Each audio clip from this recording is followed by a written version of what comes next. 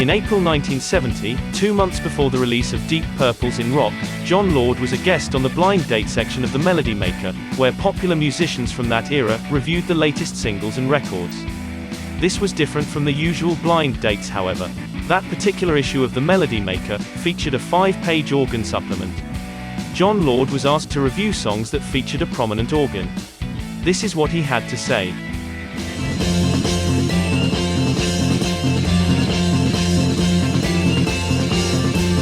Keith Emerson, it must be said, is one of the finest organists in the world, not just in jazz or pop but in music.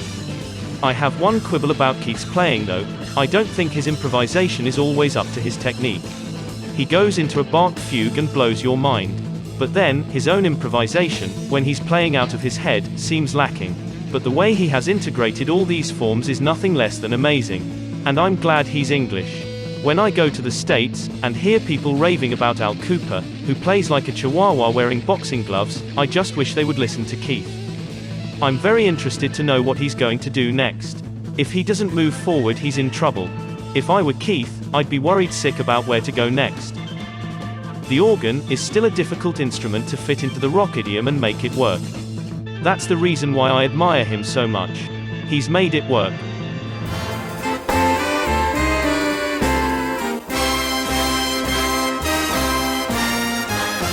Yes, Jimmy Smith. I'd love to hear this again. Let's sit and wait for the beautiful organ break. Is it Grady Tate on drums? Oh yes, Ed Shaughnessy. Lovely drummer. It still sounds just as good. The day this came out was the day the Hammond came of age. Yeah, fabulous. A bit of history for me, because this turned me on to the organ. I first heard it while I was a drama student, and I didn't even know what instrument was making the sound. We used to do this number with the Artwoods.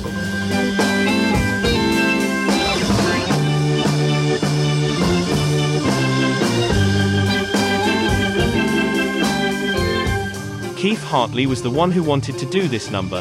He was far more into big bands and that sort of thing. And I think he played it better than any other British drummer could have played it at the time. All the others were into rhythm and blues. A big grin used to come across his face as he went into the role because it took him a week to get it off.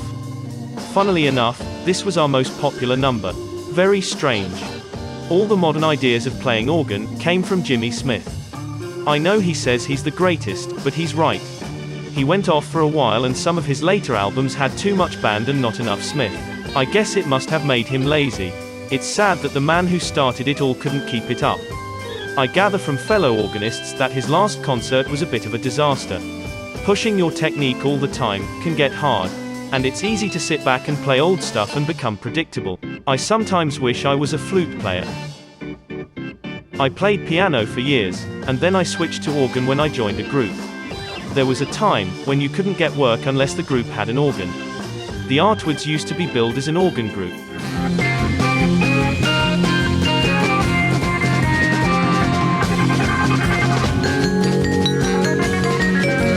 Is it Manfred Mann's Chapter 3? No, who else uses Vibes?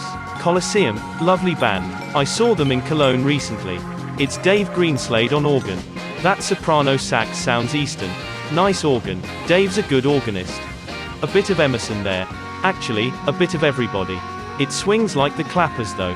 One of the problems of organ playing is the difficulty in playing your own style.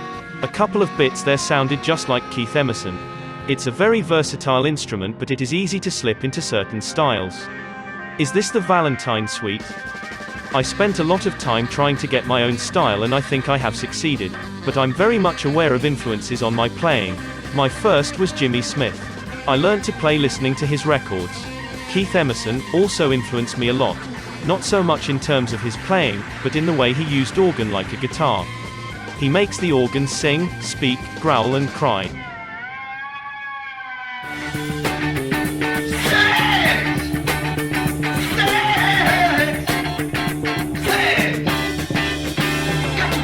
Usually, when you have an organist in the group who has to keep in the background, he just ends up playing the same chords as the guitarist. He's a rather good guitarist though.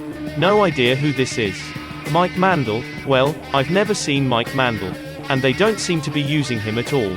It seems rather a waste. Guitarists are rather a special breed. In my case, the guitarist I work with has the greatest individuality of any I've played with. And that's not just group blah. With Richie Blackmore, it's a matter of work with a capital W.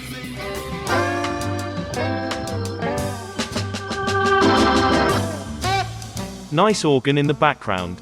No idea who it is. It must be American. It's not Jimmy McGriff, is it? He's using organ chords for a big band brass effect. Sounds like Johnny Hodges on saxophone. This is the kind of jazz I used to listen to all the time when I first started playing organ. Who is it? I should have recognized Wild Bill. This is nice, but unadventurous music. It's a terrific way to use organ, with those big stabbing chords. And his comping behind the solos is magnificent. It picks everyone up. His own solos always start with single note runs and then into the big chords.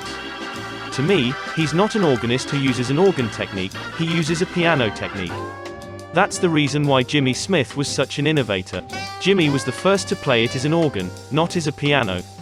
But Wild Bill Davis was the first to bring organ out of the barroom. Well, at least I recognized Johnny Hodges. What a great alto player, such a beautiful tone.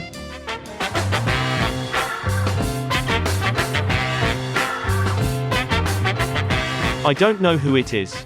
The rhythm section is awful, very untogether, and the bass player just isn't with the drummer at all. And they're speeding up and slowing down. All this is being played 6 months in front of their technique, very bad. No, that's being unfair. It's not very bad because the guy is obviously trying. Before you tell me who it is, I'd like to say that it sticks out a mile that the guy doesn't normally play organ. All the cliches are there. It's easy to hold on to a chord and hold on to the Leslie speaker. The first time you do that, it sounds exciting. But it's been done 12 billion times since 1960. Nowadays, you've got to find something new. The Leslie speaker used with an organ produces a great sound, but it can make you lazy. I dispensed with mine about 6 months ago, and my technique has increased tenfold. I don't get such a beautiful bell-like tone, but I get my own sound.